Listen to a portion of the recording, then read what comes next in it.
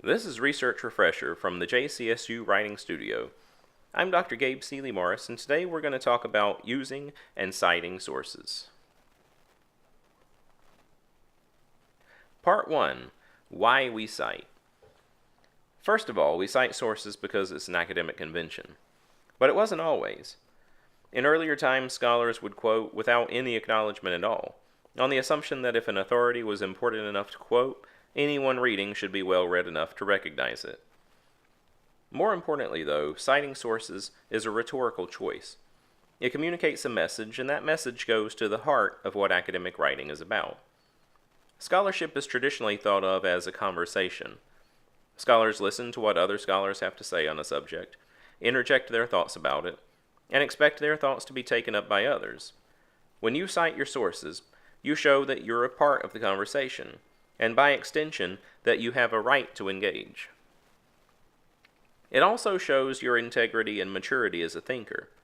Whether you're a scholar or a student, you rely on your authority and reputation, and engaging correctly with other writers' words proves you're ready to be heard.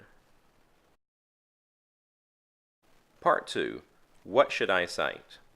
Direct quotations. Exact words copied directly from a source must be placed in quotation marks and cited. So what does a quotation do for a reader? A quotation has a strong logical appeal because it appears more convincing and less arguable. It also backs up your ethical appeal because a direct quotation demonstrates that you've done your research and can show it. Readers also expect to see quotations in academic writing because academic writing depends very heavily on previous knowledge and research. So when should you use a direct quotation? Use a direct quote when it has a quality you don't want to lose. That is, if it would have less meaning or rhetorical power in paraphrase or summary. That may mean that the original source said something in a very distinctive or powerful way. Direct quotations are particularly important if you're doing an analysis of language. That is, of the way a writer says something as in literary analysis, or in an argument against a position.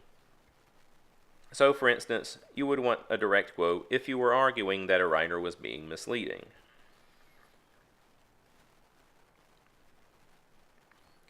Direct quotations may include full sentences, phrases, or sections from a text, or long passages set aside in a block quote. In any case, direct quotations must be cited. Paraphrase, restating a source's text in your own words. What does paraphrase do for your reader? Often you'll paraphrase something that's too technical for your reader, in simpler or clearer language.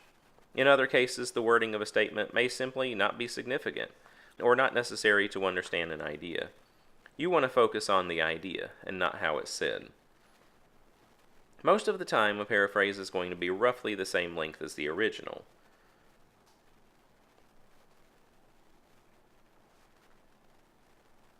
The paraphrase has the same basic meaning, is roughly the same length, and clarifies the point.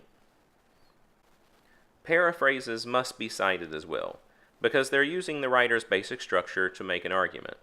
A professor reading an uncited paraphrase will think it's plagiarized. Summary, condensing a main idea into a shorter form. A summary is much shorter than the original source material. For instance, a paragraph may be condensed to a single sentence. It's important to give acknowledgement for an idea in a summary as well, though it may only be cited with a simple identifying tag, such as Sue Jones has said. If you're not quoting directly or paraphrasing, that may be all you need without parenthetical citation. Part 3. Conventions of source usage. As a matter of good style, it's important that quotations not be left standing alone as sentences themselves. Academic writing convention prefers to weave quotes into sentences using introductory phrases, tags, or transitions. Why? It signals to the reader that you're incorporating the text into your own idea, giving it context, and that you have something to say yourself, not just dropping quotes. So identifying tags may look something like, John Smith, in his book Commas and Stuff, explains that, or Sue Jones disagrees. It's also important to make sure any quotation you use includes some kind of commentary from you.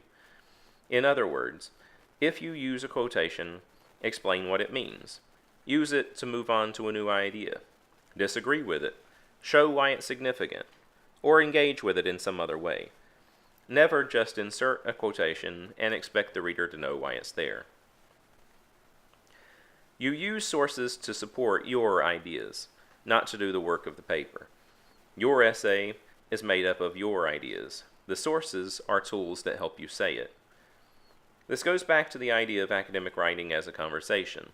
By adding your commentary to every quote you use, you engage with the source and demonstrate your agency in the conversation. Using and citing sources well tells readers you have something to say.